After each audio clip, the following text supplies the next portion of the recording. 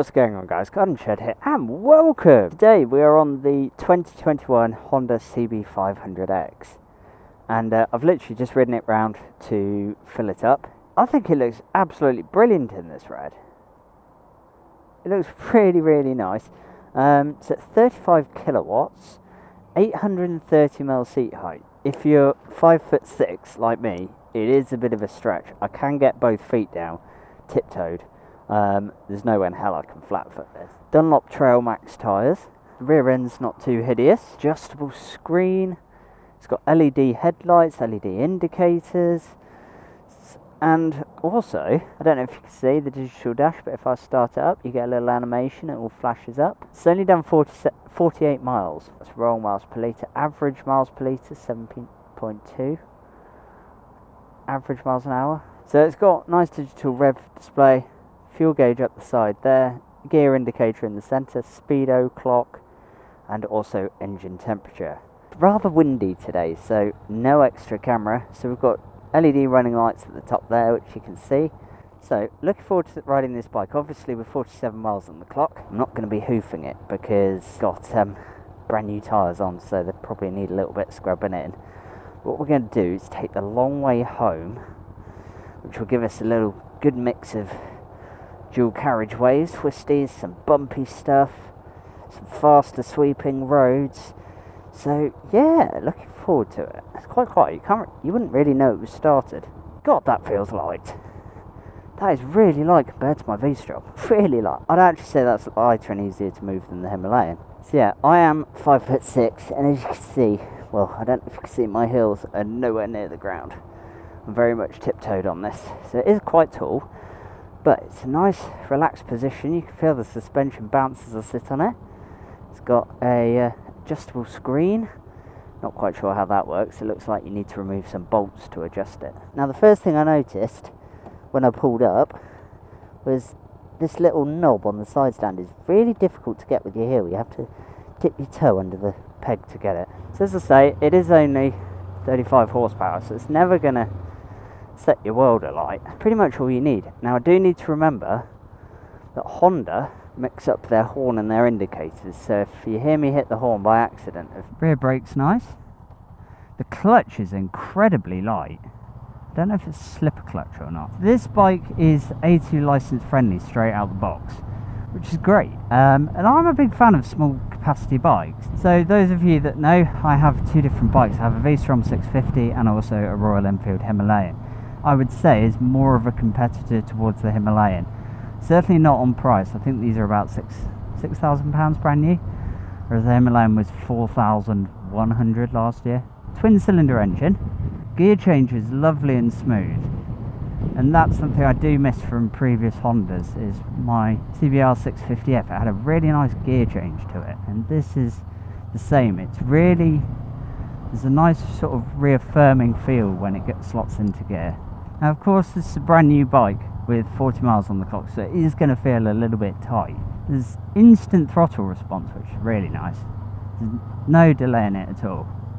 Just as soon as you twist your hand or the slice, it really kicks in. So there's definitely something that I need to get used to. It's actually got, considering it's stock can, I can hear it bimbling away. It sounds rather nice.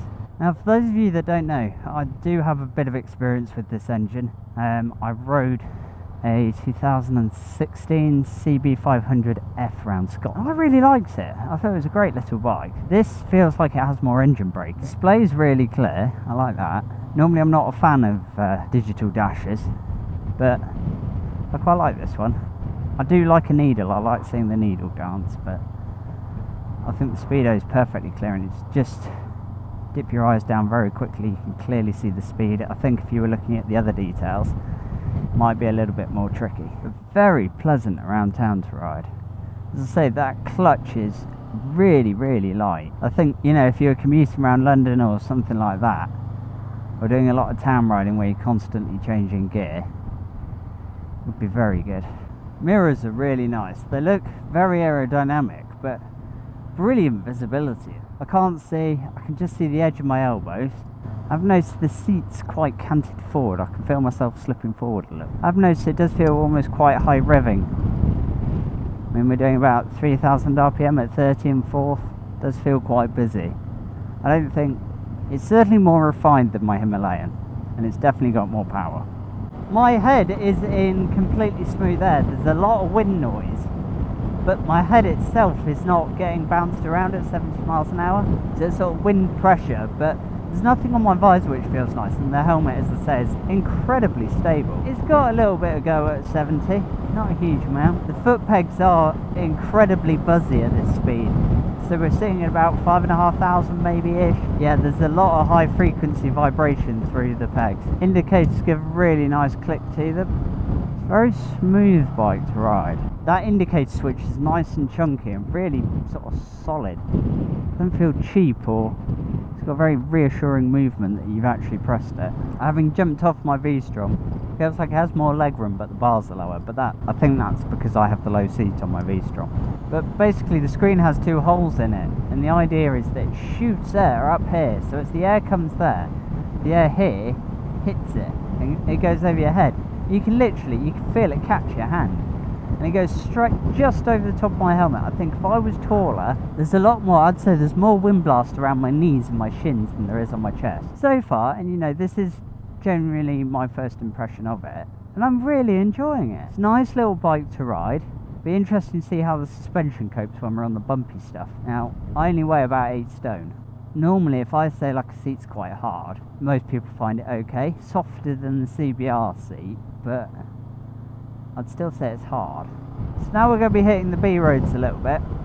So we've got a few miles of nice twisties. After that, it gets a little bit bumpy. So far, it's really nice in the corners. It feels so light. Like my V-Strom sort of dives in because it's slightly more top heavy. The Himalayan, you have to fight a little bit. This just feels really, really nice. Feels very planted in the corners. Moves from side to side really nicely. I actually really like.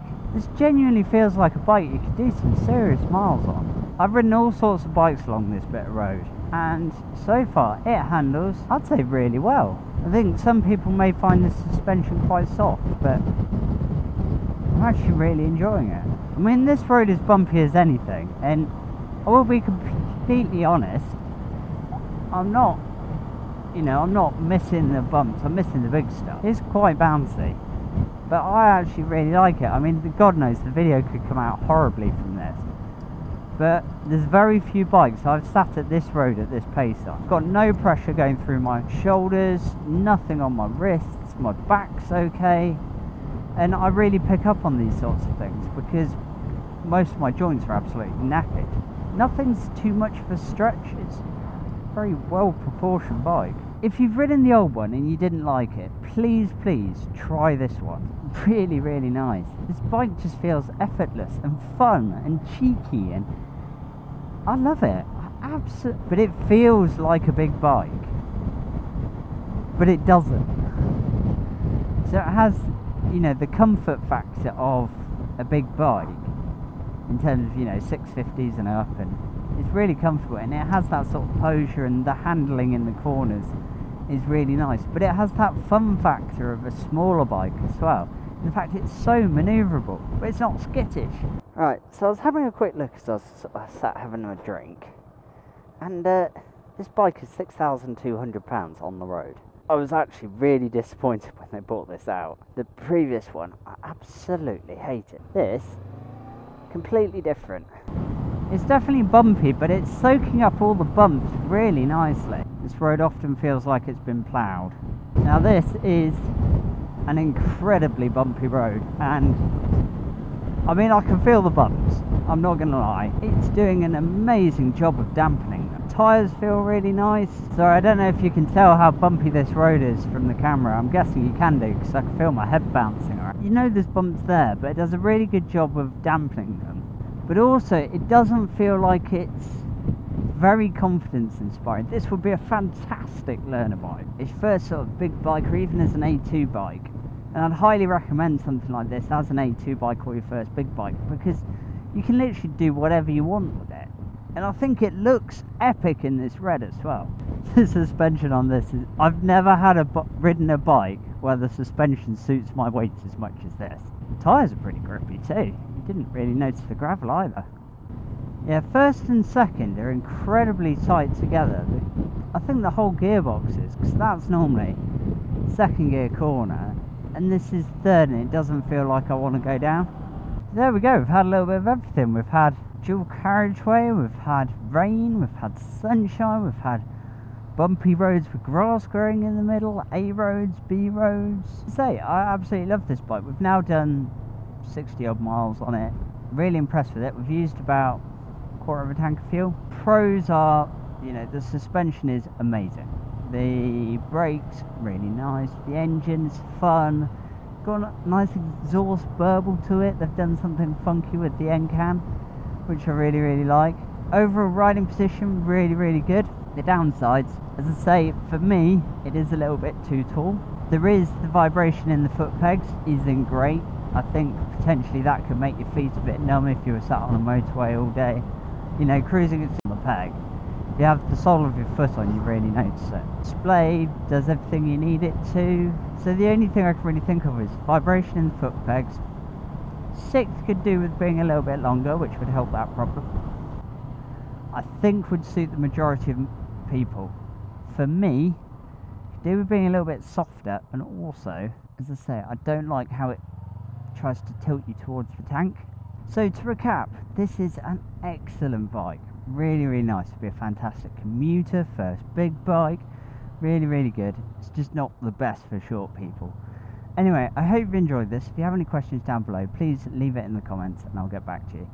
Thank you ever so much for watching, and take care.